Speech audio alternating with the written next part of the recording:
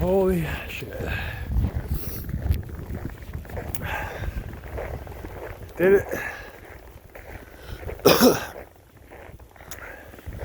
So many experiences along the way, obviously, if you know me at all, but I mean, man,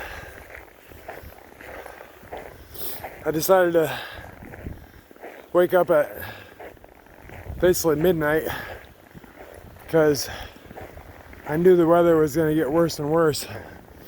And then yesterday, multiple people told me that, you know, be careful, all that. And honestly, that got in my head. That got big time in my head. I'm like, okay, so then I started to worry.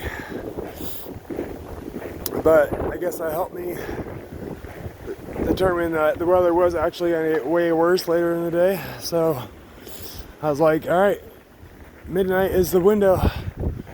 So I laid down for like an hour and a half, 2 hours, and got up, got extra prepared. You know, had to go to the gas station to get hand warmers because I forgot to pick them up last night.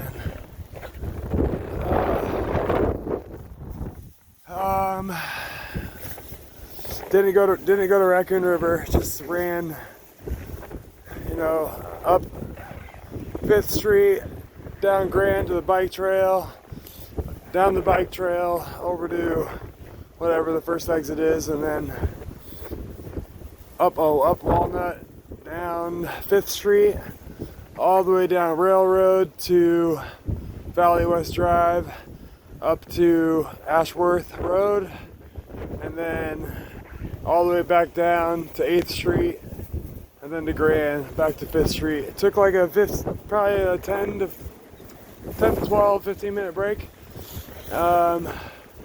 Refueled. I was gonna just sit in my truck just to make it the emphasis of the day. You know, I was trying to do it all outdoors or the way I did it last year. I ended up realizing that my undershirt was pretty wet and it was starting to get colder. I could feel the temperatures dropping. So I went inside, got something to eat, changed all my shirts, upperwear, except for the mask, which, you know, was fine. So that was an 8.5 mile loop, you know, recovered and then started back up. Thank God my phone died, or my phone shut off because it was so cold. So at like mile 5, my headphones stopped working, which is probably better because then I could actually talk to myself about a little bit deeper. But it was still 3.5 miles till I got back home for that mini break because I just made my loop extra long. It's supposed to be like a 3-mile loop, and I felt fine about 2 miles in, so I just extended the loop out. But honestly, I was like, fuck, did I make a mistake? Because I didn't train for this whatsoever. I would plan to run on a flat hill or a flat ground at the Raccoon River beach, whatever, and changed my mind because somebody's like, well, maybe you should stay close to home, just you know, make sure you stay safe. I was like, okay, that's, I guess, valid, but that made it very hilly. Stupid ass. What else? So I ended up, after about 4.5, 5 miles, I decided to start walking because I hit my first big hill in my face. And it tore me up. So I was like, all right, I'm just gonna kind of walk the hills for the most part. So that's what I ended up doing pretty much all the way till I got home. Then after I took back off, I went up to the old A-frame building, old Cross West Des Moines. And that was really cool. So then I did 2 laps around it. That's our old 400-meter run. That was cool. I looked inside, acted like I looked at the clock.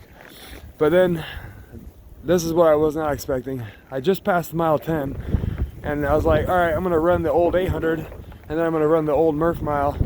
But I got out to the old 800, and I don't know why, this makes me emotional. But I saw the old cone was still there that we put on top of the little PVC pipe. I was like, no way it's still there after a year and a half. But then it hit me, you know, all the memories. My dad, everything. I definitely broke some kind of spirit, which was really good for me. So then I ran the Murph Mile. That was really fun. And then headed back and went down towards LA Junction and back up the hill. And here I am. But now I'm fucking freezing because I took my upper wear off and just wanted to take it into school. So I'm gonna go coach a couple classes and see fuckers later.